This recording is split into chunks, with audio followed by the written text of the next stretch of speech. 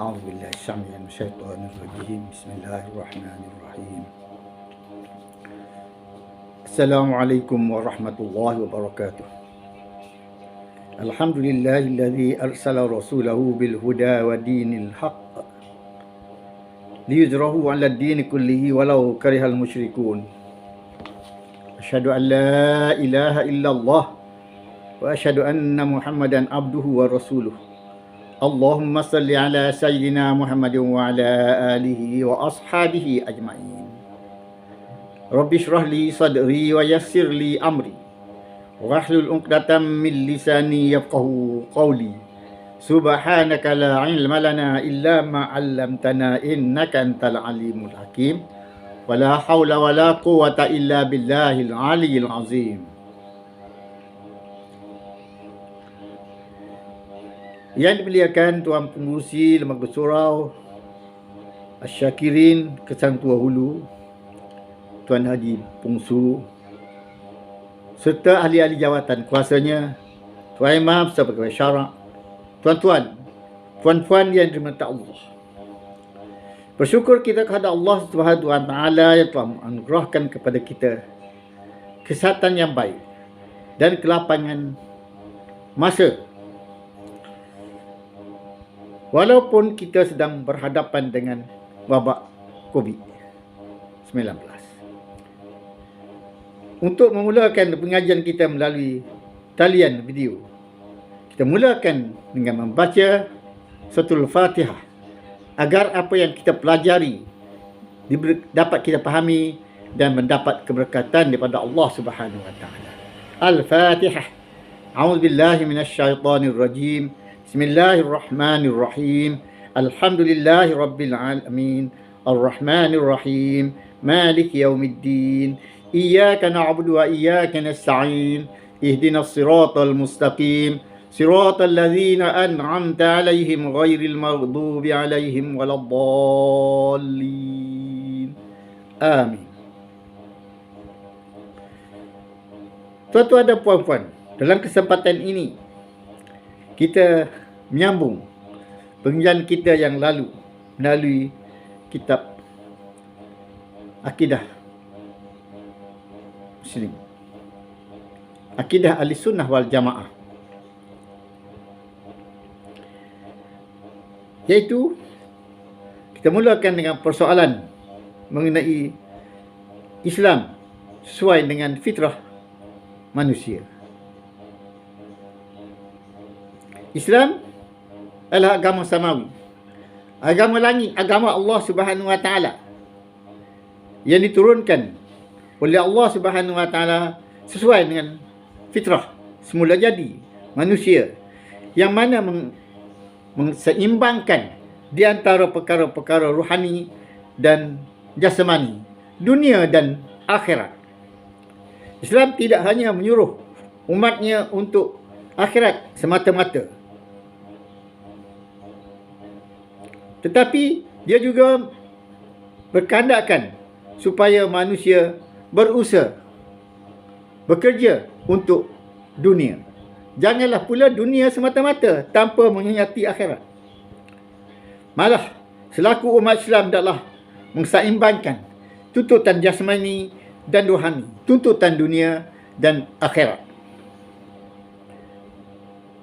iaitu umpamanya selepas mengerjakan solat adalah pula mencari kehidupan untuk kehidupan dunia, mencari rezeki untuk diri sendiri, keluarga. Yang lebih lagi disumbangkan kepada masyarakat. Bagaimana firman Allah Subhanahu wa taala, fa idza qudiyatis salatu fantashiru fil ard. Fa idza qudiyatis salatu fantashiru fil ard wabtaghu min fadlillah wadhkurullaha katsiran la'allakum tuflihun.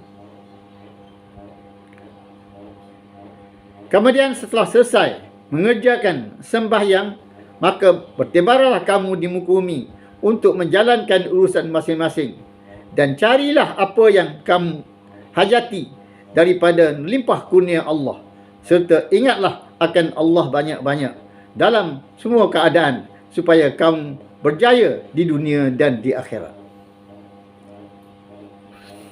Dalam ayat ini Allah Subhanahu Wa Taala memerintahkan supaya orang yang beriman, orang Islam setelah selesai semayang, adalah dia keluar mencari rezeki.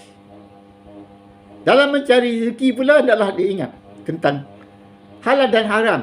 Ingat kepada hukum Allah, perintah Allah. Jangan lupa dalam mencari rezeki kepada Allah Subhanahu, walaupun di mana dia bekerja, berusaha.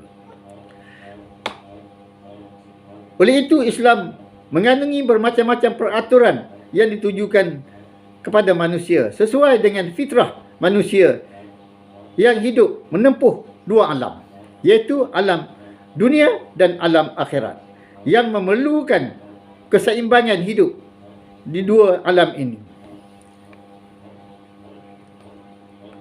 Sebagaimana firman Allah Subhanahu Wa Taala, "Wabtaghi fima ataqallahu ad-daral akhirah wa la tansa nasibaka minad dunya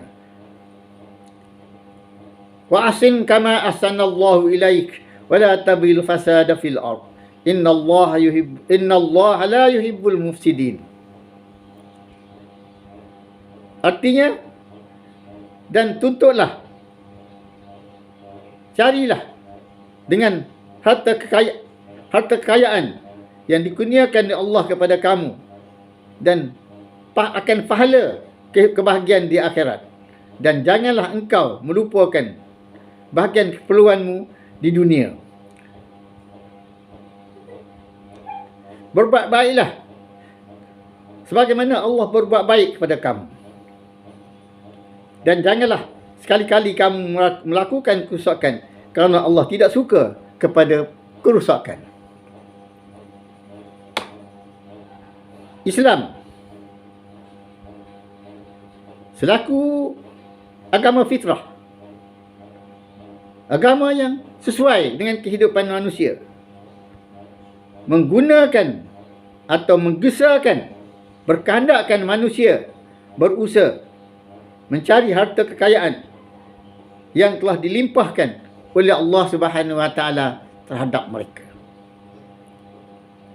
dengan mengerjakan amal-amal kebajikan dan kebaikan yang mendatangkan pahala, yang membawa keselamatan dan kebahagiaan pada hari akhirat kelak. Tetapi walau bagaimanapun, jangan melupakan mencari kebahagiaan dunia untuk merasai kesenangan dalam kehidupan dengan cara yang halal, dengan secara yang dibenarkan oleh syarak, sebelum menikmati kesenangan dan kebahagiaan yang kekal abadi di akhirat kelak, dengan dimasukkan ke dalam syurga dengan sebab amalan yang baik dan pekerjaan yang baik di dunia.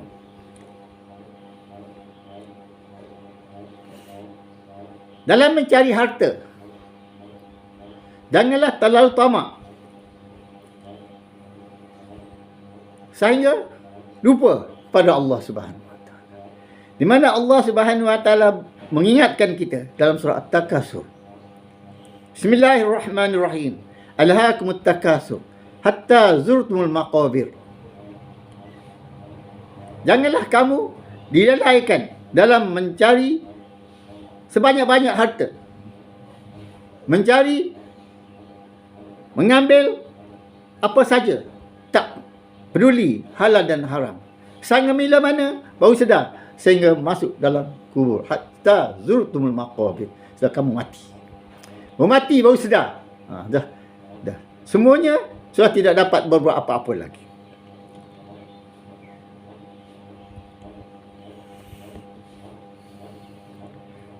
Sesungguhnya dalam ajaran Islam, beramal dan bekerja untuk hidup di dunia dan di akhirat adalah tuntutan ilahi secara mutlak. Para nabi dan rasul dan juga as-salafus salih dituntut oleh Allah Ta'ala beramal untuk hidup di akhirat sebagai darul baqa, negeri yang kekal, dan bekerja bersungguh-sungguh untuk hidup di dunia sebagai darul fana, iaitu negeri yang binasa. Oleh kerana kita sedar bahawa akhirat itu kekal, dunia ini binasa. Janganlah terlalu banyak mengumpulkan harta-harta dunia. Kerana kalau kita kumpul seberapa banyak pun, kita akan tinggalkan dia. Kita akan tinggalkan harta itu. Walaupun harta banyak. Dan kadang-kadang harta yang kita cari usaha itu meninggalkan kita. Kita belum mati lagi, harta dah habis. Oleh itu ingatlah, harta itu ialah sebagai untuk sementara kita di dunia. Janganlah terlalu tamak untuk membanyakkannya tanpa mengira halal dan haram. Tapi kalaulah kita ambil sebagaimana yang diperintahkan Allah dengan cara yang halal dan baik, maka tidak mengapa walaupun banyak. Kerana bila banyak, kita dapat menjalankan urusan agama seperti mengeluarkan zakat, mengerjakan haji, bersedekah dan sebagainya.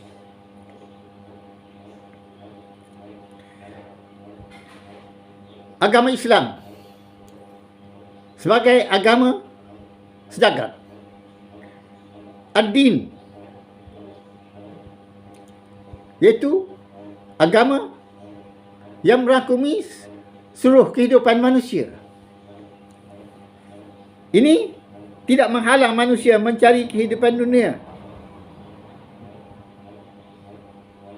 yang tidak bercanggah dengan ajaran Islam. Kita tidak boleh menafikan bahawa setiap orang yang beriman dalam hidup dan kehidupan mereka sehari-hari hanya ingin memperoleh kebaikan dan kebahagiaan di akhirat semata-mata. Malah mereka ingin juga memperoleh kebahagiaan dan kebaikan semasa hidup di dunia ini. Dunia pun kita mahu baik, akhirat pun kita baik. Tapi adalah kita utamakan akhirat daripada dunia. Inilah yang terbukti dalam doa yang termaktub dalam Al-Quran, yang selalu dibaca oleh umat Islam, di antaranya selepas setiap kali mengerjakan solat, iaitu Rabbana atina fid dunya hasanah wa fil akhirati hasanah wa qina azabannar.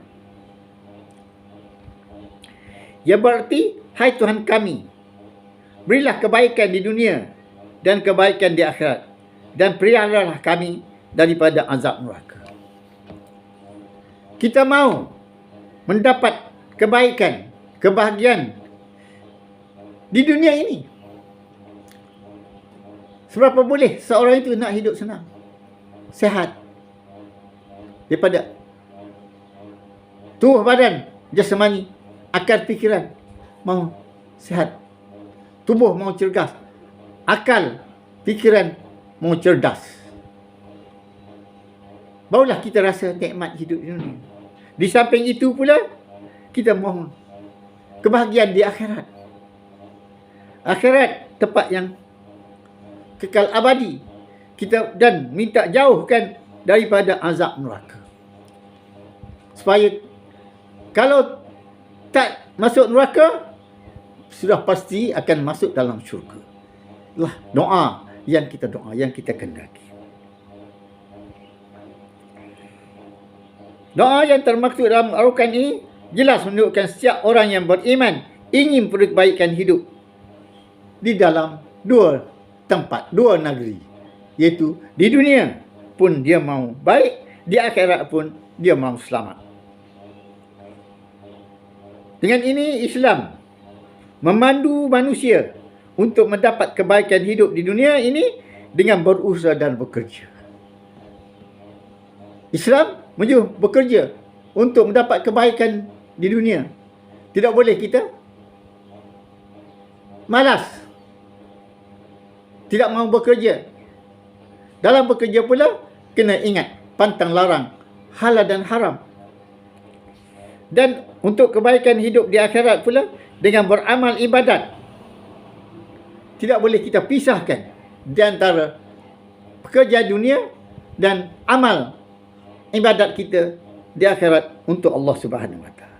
sabda Rasulullah sallallahu alaihi wasallam, "I'mal li dunyaka ka'annaka ta'ishu abada, wa'mal li akhiratika ka'annaka tamutu ghada." Rawahu Ibn Asakir. Artinya, berusahalah dan bekerjalah engkau untuk mencari kehidupan dunia seolah-olah engkau akan hidup selama-lamanya di dunia ini. Dan beramallah untuk beramal ibadatlah engkau untuk hidup di akhirat seolah kamu akan mati besok hari. Begitulah ingatan kepada kita. Bekerja sungguh-sungguh. Janganlah kerja main-main. Alas, asalkan buat, jangan tak buat. Ini amalan yang tidak baik.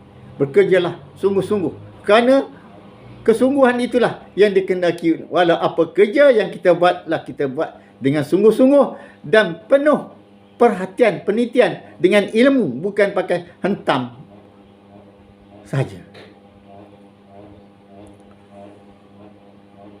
Oleh yang demikian, Islam memandu manusia mencari rezeki yang halal untuk kebaikan mereka hidup di dunia ini dengan berusaha dan bekerja secara halal pula.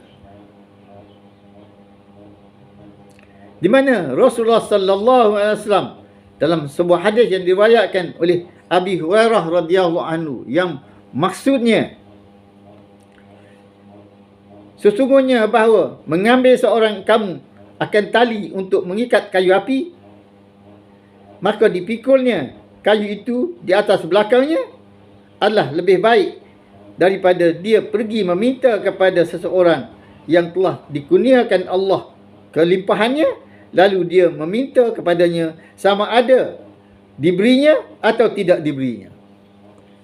Hadis muttafaqun alaih, Bukhari dan Muslim.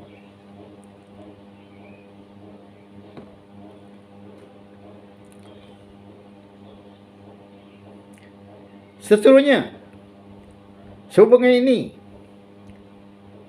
Rifa'ah bin Rabi' telah meriwayatkan bahawa Rasulullah sallallahu alaihi wasallam pernah ditanya, Ayul kasbi atyab?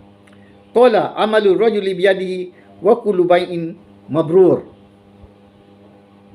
Rahu Barraz wal Hakim wa sahahahu. Artinya, Rasul ditanya, apakah usaha atau pekerjaan yang paling baik? Lalu Rasulullah sallallahu alaihi wasallam menjawab, usaha seorang itu yang lebih baik ia berusaha dengan tangannya dan tiap-tiap jual beli yang mabrur.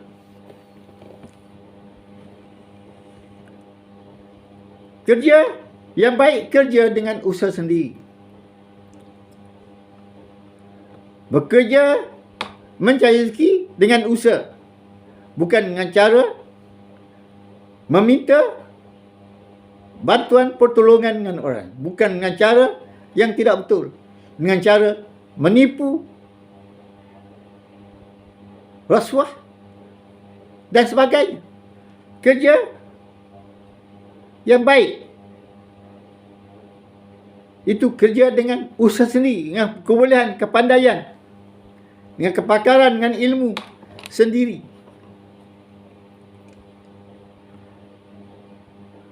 Di samping itu pula diterangkan jual beli yang jujur. Perniagaan, berniaga, itu satu usaha yang sangat baik. Tapi syarat berniaga adalah jujur. Tidak ada penipuan dalam jual beli. Kerana apabila ada penipuan, tidak diterima. Sebagaimana Rasulullah sallallahu alaihi wasallam pernah menyatakan kepada seorang penjual yang meletakkan gandumnya yang baik di sebelah atas, yang tak baiknya di sebelah bawah. Bila dia nak jual, dia cedok dari bawah. Orang sangka semuanya baik. Bila Rasulullah mengetahui ini, Rasulullah mengatakan, Man ghasyana falaysa minna. Sesiapa yang menipu kami, bukan daripada golongan kami. Maknanya penipu dalam perniagaan, sama ada apa cara sekalipun, tidak diakui oleh Islam. Allah menolak cara jual beli yang demikian itu.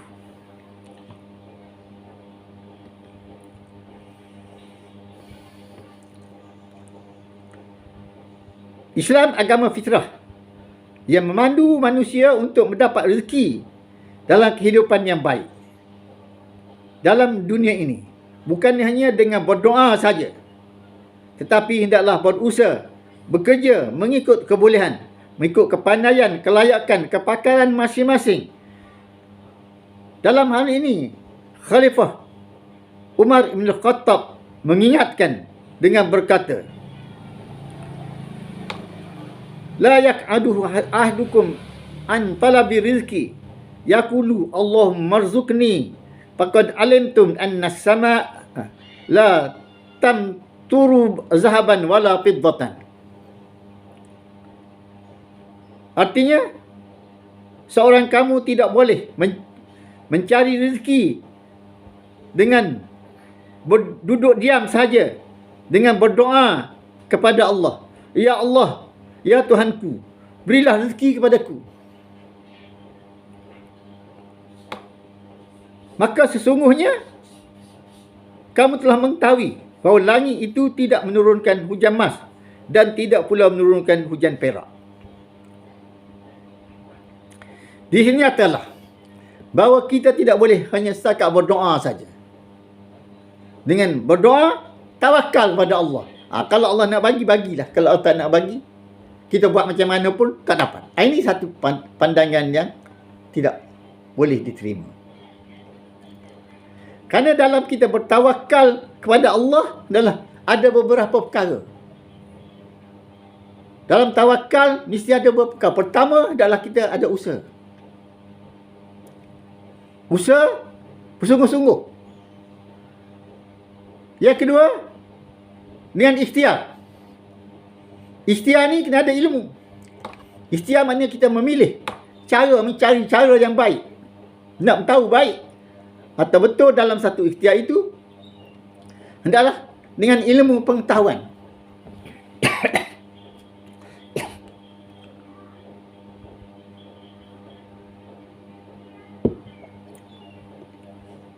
Kalau kita tidak ada ilmu, bagaimana kita nak buat sesuatu perkara? Kalau buat sesuatu perkara dengan tidak ilmu, mana perkara itu tidak akan betul. Tidak boleh mendapat kejayaan. Ikhtiar dengan ilmu. Pilih cara yang baik. Sampai itu pula, adalah kita berdoa kepada Allah. Walaupun kita dah usaha, dah ikhtiar cara, kita minta kepada Allah Subhanahu Wa Taala memberi kejayaan kepada kita, usaha kita. Barulah kita berserah pada Allah. Kerana belum tentu apa yang kita usahakan tu mendapat kejayaan. Serah pada Allah. Kita minta kepada Allah supaya beri kejayaan di atas usaha yang kita lakukan. Itu di antara perkara yang disuruh dalam perkara yang demikian. Dan seterusnya, Ibn Mas'ud berkata, inni akrahu an ara rajulu farigan la fi amri dunyahu wala fi amri akhiratihi. Sungguhnya aku merasa benci, ia tidak suka melihat seorang duduk berdiam diri, membuang masa tanpa berusaha dalam urusan dunia dan tidak beramal pula dalam urusan akhirat. Dua-dua dia tak buat. Dunia pun dia tak buat, akhirat pun dia tak buat. Kalau buat dunia saja pun tak betul juga. Buat akhirat saja pun tidak betul. Jadi kita kena seimbangkan di antara dunia dan akhirat. Luqman Al-Hakim pernah berkata kepada anaknya, wahai anakku, kayakanlah dirimu dengan pencarian rezeki yang halal dari kepapaan. Kerana tidak ada seorang pun yang berhajat kepada orang lain kecuali mereka yang ada tiga perkara kepadanya. Pertama, nipis agamanya. Kedua, lemah akalnya. Dan ketiga, hilang maruahnya. Dan terlebih besar dari yang tiga perkara ini ialah ringan pandangan manusia terhadap dirinya, iaitu kurang kehormatannya. Ini di antara nasihat Luqman Al-Hakim kepada anaknya.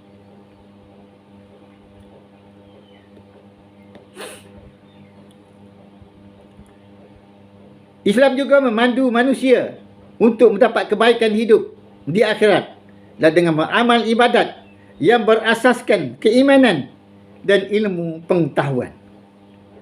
Mereka yang hidup beriman dan berpengetahuan akan diangkat oleh Allah Subhanahu wa taala derajatnya.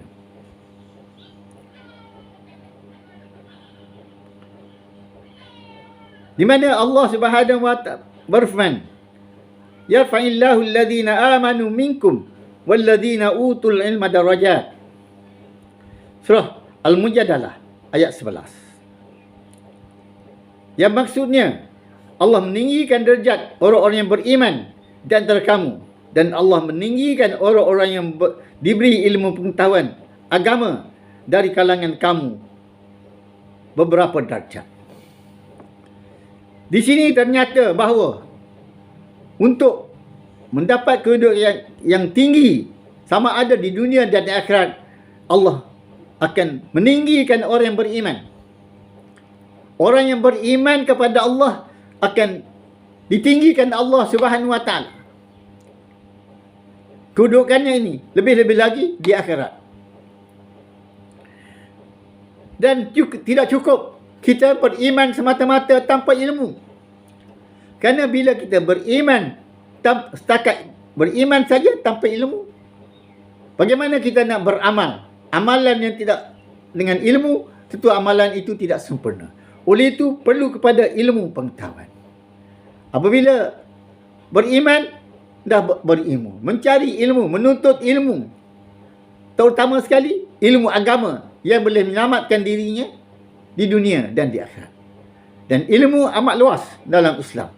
Ilmu adalah ada yang fardu ain, ada yang fardu kifayah.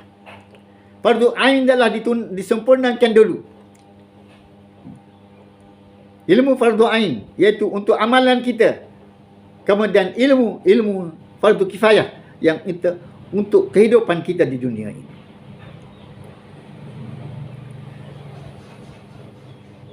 Orang yang beriman, yang yakin dirinya akan dibangkitkan semula oleh Allah Subhanahu wa taala di akhirat.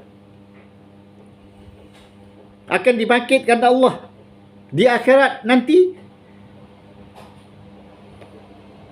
Dan dia percaya dia akan bertemu dengan Allah, dengan Tuhannya, yang akan mendapat kebaikan hidup di akhirat. Ialah mereka yang beramal dengan amalan-amalan soleh di dunia ini.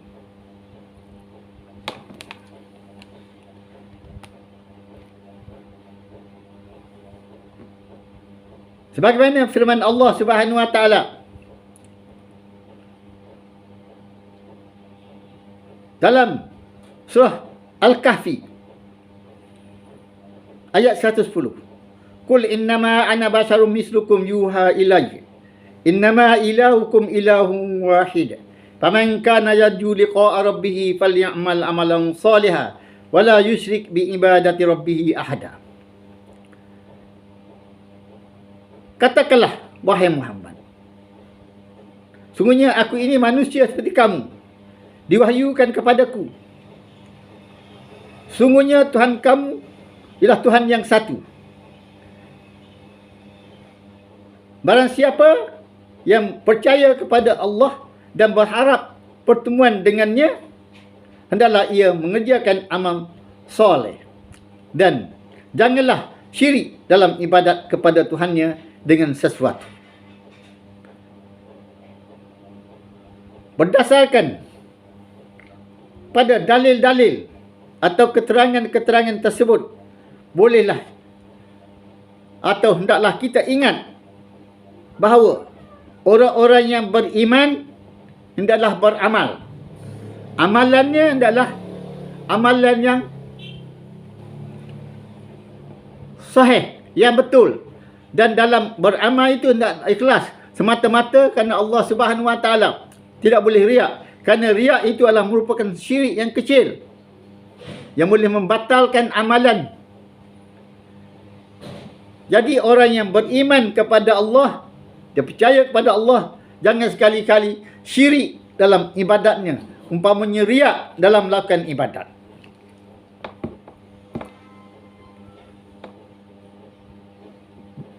Berdasarkan dalil-dalil tersebut, dapatlah disimpulkan seorang yang akan mendapat kebaikan hidup dunia dan di akhirat ialah mereka yang berusaha dan bekerja untuk hidup di dunia dan beriman, berilmu dan beramal dengan amalan-amalan yang soleh untuk hidup di akhirat pula, di mana mereka itu dijanjikan oleh Allah Subhanahu Wa Taala dengan syurga.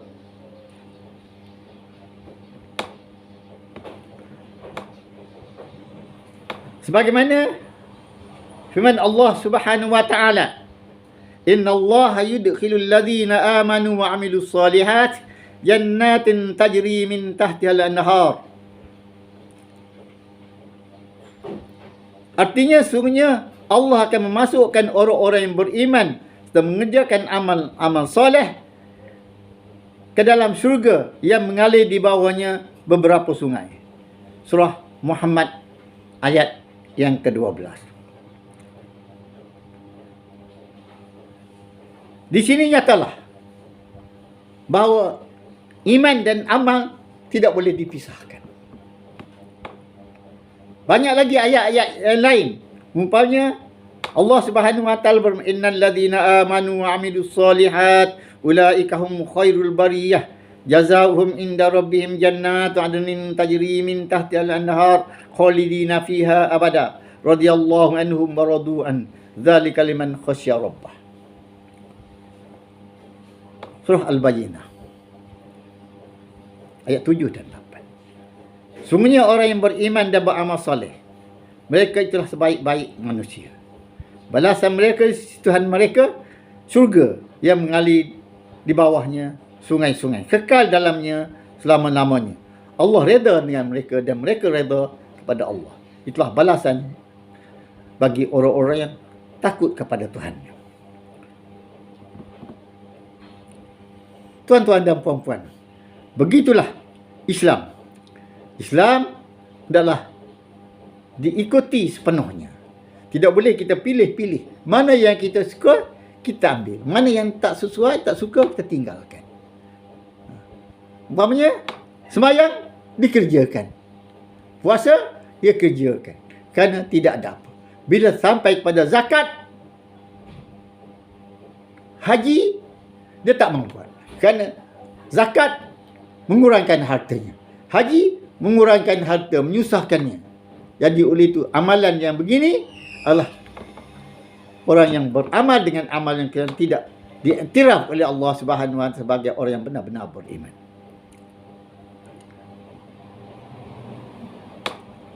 Di sini kita dapat mengambil beberapa kesimpulan. Pertama, Islam adalah agama fitrah yang sesuai dalam semua kehidupan manusia.